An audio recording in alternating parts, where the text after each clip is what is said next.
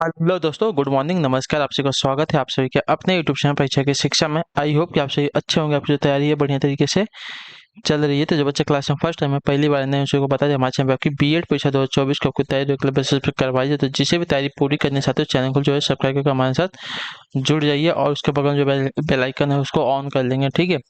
Class का समय देख लीजिए। जीके जीएस की जो क्लासेस सुबह 10 बजे डेली आपको देखने को हमारे चैनल पर मिल जाएगी। रीजनिंग की जो क्लासेस आती है दोपहर को 2 बजे देखने को मिलती है, और जो हिंदी की क्लासेस आती है शाम को 7 बजे हमारे चैनल पर आप सबको देखने को। तो हमारे क्लासेस जो शेड्यूल है इसको याद करके रखिए, इसी टाइम पर आपको क्लासेस से जुड़ना है, अपनी तैयारी को जो है पूरा करना है, ठीक है। और आप सभी के लिए गुड न्यूज़ है, अभी तक तो आपको पता चल गया होगा।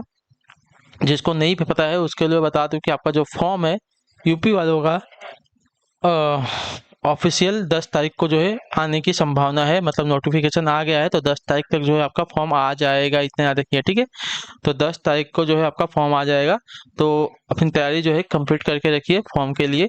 तो उसके लिए तैयार रहिए आप सभी लोग, ठीक है। क्लियर सभी को इसके बारे में। तो फॉर्म के लिए आप सभी लोग तैयार है। 10 फरवरी को जो है आपका फॉर्म आने वाला है। 10 फरवरी को आपका जो फॉर्म है फिलअप हो जाएगा, ठीक। क्लियर है सभी को। और जो आपका एग्जाम होगा फरवरी में, अगर फॉर्म आ गया तो अप्रैल में 20-25 तक जो आपका एग्जाम भी होने की संभावना हो जाएगी, ठीक है। इसके आगे पीछे अगर कुछ नहीं हुआ तो 20-25 तक आपका हो जाएगा, वरना कुछ हुआ तो इसके आगे भी आपका एग्जाम जो है बढ़ सकता है, ठीक है। तो ये भी याद रखिएगा, ठीक है। और आपका जो बिहार वाले हैं उनका भी फॉर्म इसके आगे पीछे आ जाएगा, ठीक। क्लियर है। और बाकी स्टेट का भी जो रहेगा उसके आगे पीछे ही आपका फॉर्म आ जाएगा, ठीक। क्लियर है इसके बारे में।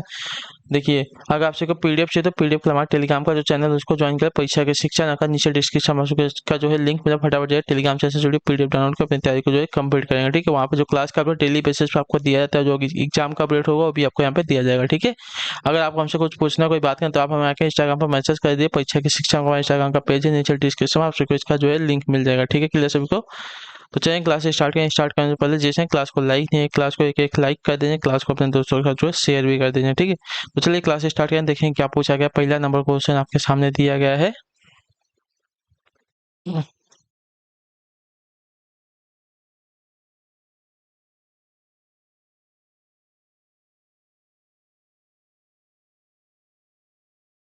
चलिए देखिए क्या दिया गया है।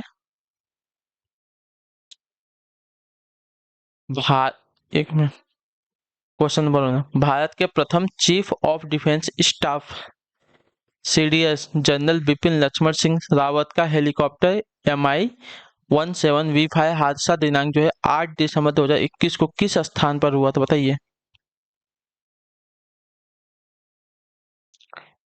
तो आपका राइट आंसर हो सकते हो कुन्नूर तमिलनाडु में। जो आपका ये वाला विकल्प देगा आपका सही उत्तर हो जाएगा, ठीक है। भारत के प्रथम chief of defence staff general Bipin Lakshman Singh Rawat का हेलीकॉप्टर MI-17V5 हादसा दिनांक जो है 8 दिसंबर 2021 को जो है आपका हुआ था कुन्नूर तमिलनाडु में। इतने याद रखिएगा, ठीक है। क्लियर सभी को। अगले क्वेश्चन बढ़ेगा आपका दूसरा नंबर प्रश्न, ध्यान से देख के बताएंगे राइट आंसर का। भारत छोड़ो आंदोलन, ठीक है, भारत छोड़ो आंदोलन की रानी किसे कहा जाता है। मैडम कामा को, अरोड़ा, आसफ अली को, सुचेता कृपलानी को, या सरोजिनी नायडू को, बताइए। भारत छोड़ो आंदोलन की रानी जो है किसे कहा जाता है। तो आपका राइट आंसर हो जाएगा साथियों आपका अरुणा आसफ अली को, जो आपका दिया गया यहाँ पे बी वाला विकल्प आपका राइट आंसर हो जाएगा, ठीक है। क्लियर सभी को इसके बारे में। ठीक है, भारत छोड़ो आंदोलन की रानी जो है आपका अरुणा आसफ अली को कहा जाता है, इतने याद रखिए, ठीक है। अगले क्वेश्चन बढ़ेंगे आपका तीसरा नंबर प्रश्न, ध्यान से देख के बताइएगा। भारत के विभिन्न नदियों में जल की गुणवत्ता सुधारने के लिए पर्यावरण एवं वन मंत्रालय की एक प्रमुख योजना कौन सी है, बताइए। तो आपका राइट आंसर हो जाएगा ऑप्शन नंबर बी, राष्ट्रीय नदी संरक्षण योजना है। जो आपका दिया गया यहाँ पे बी वाला विकल्प आपका सही उत्तर हो जाएगा। भारत की विभिन्न नदियों में जल की गुणवत्ता सुधारने के लिए पर्यावरण एवं वन मंत्रालय की एक प्रमुख योजना आपकी हो जाएगी राष्ट्रीय नदी संरक्षण योजना, ठीक है। क्लियर सबको इसके बारे में। अगला प्रश्न चौथा नंबर प्रश्न, ध्यान से देख के बताइएगा। संयुक्त रैयतवाड़ी भूमि राजस्व प्रणाली का संस्थापक होने का श्रेय जो है किसे जाता है, दिया जाता है, बताइए। रैयतवाड़ी भूमि राजस्व प्रणाली के संस्थापक होने का जो श्रेय है किसे दिया जाता है। तो आपका राइट आंसर हो जाएगा साथ ही तोडरमल को, जो आपका दिया गया ये वाला विकल्प आपका राइट आंसर हो जाएगा, ठीक है। क्लियर सभी को इसके बारे में। क्लियर है सभी को यहाँ तक? ठीक है, अगला प्रश्न देखिए आपका 5वां नंबर प्रश्न, ध्यान से देख के बताएंगे राइट आंसर का। शून्य शुल्क पर चीनी के आयात पर अनुमति किस लाइसेंस या नीति के तहत दी जाती है, बताइए। चीनी शुल्क पर सॉरी शून्य शुल्क पर, ठीक है, शून्य शुल्क पर चीनी के आयात की अनुमति किस लाइसेंस या नीति के तहत दी जाती है? तो आपका राइट आंसर हो जाएगा खुला लाइसेंस, सामान्य लाइसेंस के जो आपका दिया गया यहाँ पे डी वाला विकल्प आपका राइट आंसर हो। ठीक है, शून्य शुल्क पर चीनी के आयात की अनुमति जो है खुला सामान्य लाइसेंस की नीति के तहत दी जाती है, इतना याद रखिएगा। ठीक है, क्लियर होगा इसके बारे में। अगले क्वेश्चन बढ़ेंगे, उत्तर देंगे। आपका क्या दिया गया, आपका 6ठा नंबर प्रश्न है। ठीक है, ठीक है, क्या दिया गया, इनमें से कौन जो है राष्ट्रीय सुरक्षा समिति के सामरिक नीति दल के सदस्य हैं, बताइए। इनमें से कौन जो है राष्ट्रीय सुरक्षा समिति के सामरिक नीति दल के सदस्य हैं? तो आपका राइट आंसर हो जाएगा यहाँ पे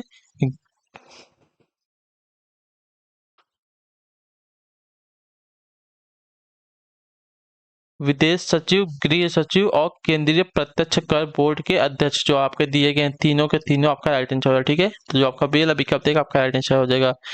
कौन कौन, तो देखिए विदेश सचिव, गृह सचिव, केंद्रीय प्रत्यक्ष कर बोर्ड के अध्यक्ष, तीनों जो है राष्ट्रीय सुरक्षा समिति के सामरिक नीति दल के सदस्य हैं। ठीक है, क्लियर है।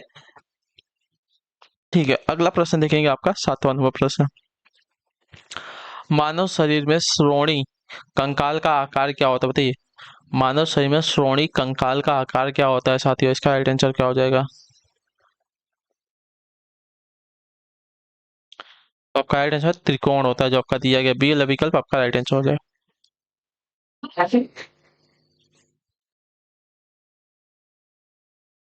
ठीक है, अगला प्रश्न देखें, 8वां नंबर प्रश्न, उत्तर देंगे राइट आंसर का हो जाए। शाहजहां के सत्तारूढ़ होने से पहले जहांगीर के बाद वास्तविक शासक कौन था, बताइए। शाहजहां के सत्तारूढ़ होने से पहले, ठीक है, शाहजहां के सत्तारूढ़ होने से पहले जहांगीर के बाद जो है वास्तविक शासक कौन था? तो आपका राइट आंसर हो जाएगा साथियों शहजादा शहरयार, जो आपका दिया गया बी विकल्प आपका राइट आंसर। ठीक है, शहजादा शहरयार जो है आपका जहां का सबसे छोटा पुत्र था, जो जहांगीर के बाद वास्तविक शासक बना था। ठीक है, तो जो आपका दिया गया यहाँ पे बी विकल्प आपका राइट आंसर हो जाएगा। ठीक, क्लियर है। अगले क्वेश्चन बढ़ेंगे आपका 9वां नंबर प्रश्न, बताएंगे राइट आंसर क्या है। आयकर अधिनियम के तहत जिस कंपनी का कोई भी अंतर्राष्ट्रीय लेन देन नहीं होता है उसके लिए रिटर्न जमा करने की नियत तारीख कौन सी है, बताइए। आयकर अधिनियम के तहत जिस कंपनी का कोई अंतर्राष्ट्रीय लेन देन नहीं होता उसके रिटर्न जमा करने की नियत तिथि जो है, तारीख क्या है, बताना है हमको। तो आपका राइट आंसर हो सकता है 30 सितंबर, जो आपका दिया गया यहाँ पे सी वाला विकल्प आपका राइट आंसर हो जाएगा। ठीक है, क्लियर का आयकर अधिनियम के तहत जिस कंपनी का कोई भी अंतर्राष्ट्रीय लेन देन नहीं होता उसके रिटर्न जमा करने की जो नियत तारीख है आपकी 30 सितंबर है, याद रखिएगा, बहुत ही इंपॉर्टेंट क्वेश्चन है। ठीक है, अगले क्वेश्चन बढ़ेंगे आपका 10वां नंबर, देखिए क्या दिया गया, पहले क्वेश्चन को ध्यान से पढ़ेंगे। चुनाव आयोग द्वारा किए गए चुनावों के खर्चों के बारे में निम्नलिखित में से कौन सा या कौन से सच है कथन हमको बताना है। ठीक है, चुनाव आयोग द्वारा किए गए चुनावों के खर्चों के बारे में निम्नलिखित में से कौन सा या कौन से जो है सच है कथन हमको बताना है। ठीक है,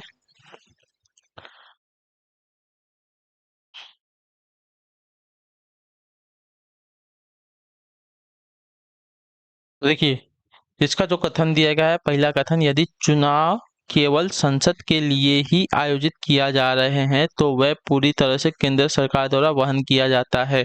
पहला कथन जो दिएगा आपका यहाँ पे सत्य हो जाएगा। ठीक है, चुनाव केवल संसद के लिए ही आयोजित किए जा रहे हैं तो वह जो है पूरी तरह से केंद्र सरकार द्वारा वहन किया जाता है। ठीक है, क्लियर है।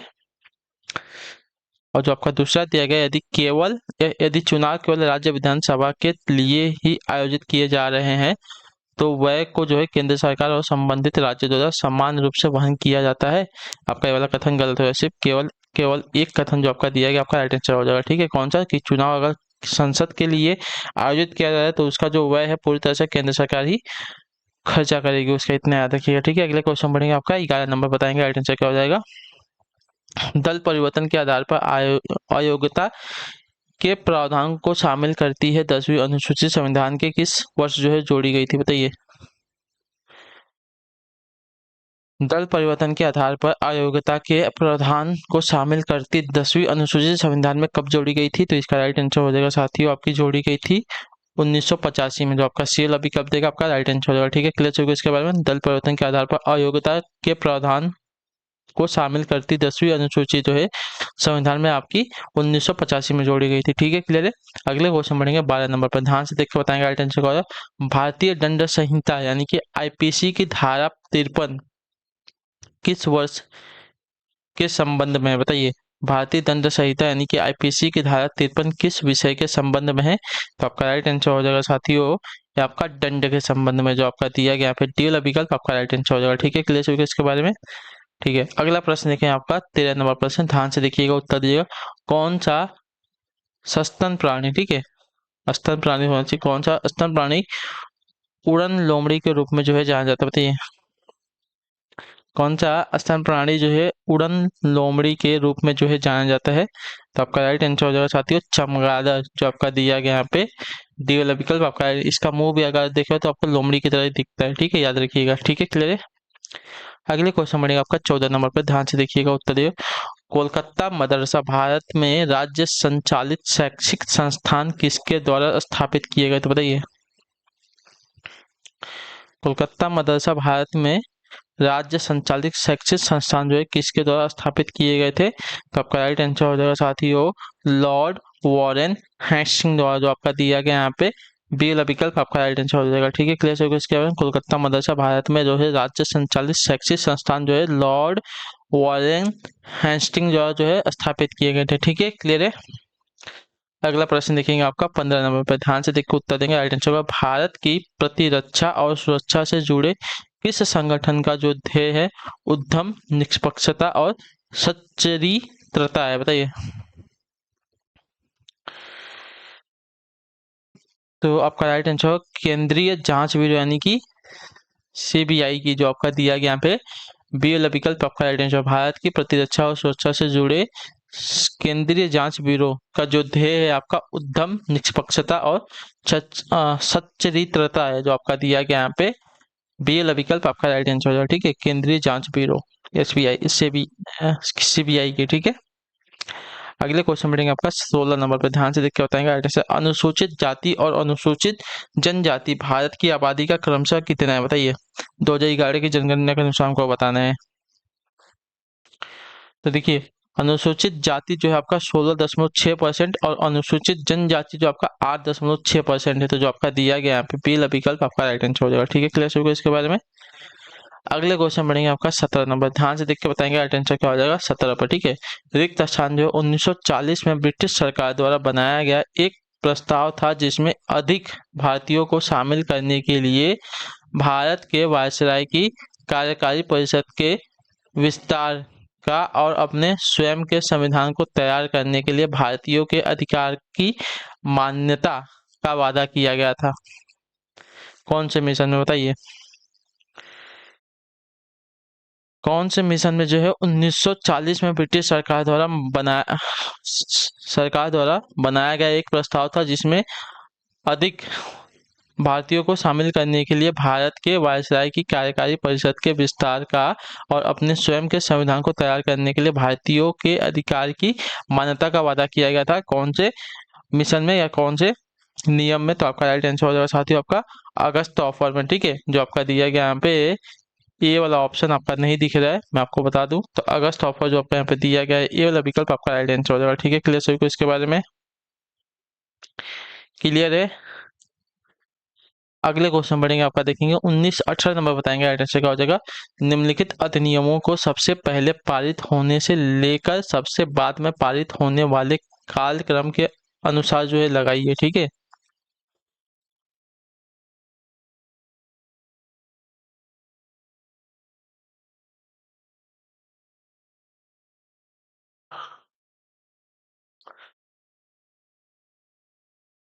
तो यहाँ पे अगर देखते हैं तो देखिए मानवाधिकार संरक्षण अधिनियम जो आपका कब आया था, तो 1993 में आया था। ठीक है, क्लियर है सभी को इसके बारे में। उसके बाद सूचना अधिनियम की अगर बात करें तो आपका ये जो आया था आपका 2005 में आया था, ठीक है। और आपका आगे जो दिया गया है दहेज प्रतिषेध अधिनियम की बात करें तो दहेज प्रतिषेध अधिनियम जो आपका आया था 1961 में, ठीक है। और उसका बच्चों को निःशुल्क और अनिवार्य शिक्षा अधिकार का अधिनियम जो है इसकी बात करें तो ये जो आपका आया था साथी 2009 में आया था, ठीक है। तो हमको लगाएंगे तो देखिए आपका क्या हो जाएगा, क्रम में लगाएंगे तो देखिए आपका सी आपका 1961 वाला सबसे पहले 1961 के बाद आपका ये वाला दिया था, मतलब दहेज प्रतिषेध अधिनियम आपका 1961 में आया था। उसके बाद मानव अधिकार संरक्षण अधिनियम आपका 1993 में आया था। उसके बाद 2005 में आपका देखिए सूचना अधिकार अधिनियम आया था। और उसके बाद लास्ट में जो आपका आया था बच्चों को निःशुल्क और अनिवार्य शिक्षा का अधिकार अधिनियम जो आपका आया था लास्ट में कब आया था, 2009 में आया था, ठीक है। क्लियर है, ठीक है। अगले क्वेश्चन बढ़ेंगे आपका 19 नंबर पर, ध्यान से देखकर बताएंगे आइटम। एक सीमा पार निवेश जहां एक वैश्विक कंपनी किसी दूसरे देश में एक स्थापित स्थानीय कंपनी को खरीदती है और इसे एक सहायक व्यापार बनाती है, वह क्या कहलाती है बताइए। एक सीमा पार निवेश जहां एक वैश्विक कंपनी जो है किसी दूसरे देश में एक स्थापित अस्थायी कंपनी को खरीदती है और इसे एक सहायक व्यापार बनाती है, वह क्या कहलाता है। तो इसका राइट आंसर होगा साथियों वो आपका अंतर्राष्ट्रीय अधिग्रहण कहलाता है। जो आपका ये वाला ऑप्शन दिया गया आपका यहाँ पे राइट आंसर हो जाएगा, ठीक है। क्लियर होगा इसके बारे में। अगला क्वेश्चन देखेंगे आपका 20 नंबर प्रश्न, ध्यान से देखिएगा उत्तर दीजिएगा। राज्य के राज्यपाल विधान परिषद में कुछ ऐसे सदस्यों को नियुक्त करते हैं जिन्हें कुछ विशेष क्षेत्रों में विशेष ज्ञान अथवा व्यावहारिक अनुभव प्राप्त होता है, जैसे कि विज्ञान, साहित्य, कला और सहकारी आंदोलन। इसमें से कौन सा सही हो जाएगा। तो आपका राइट आंसर इसमें से हो जाएगा साथियों इन चारों का आपका राइट आंसर हो जाएगा, ठीक है।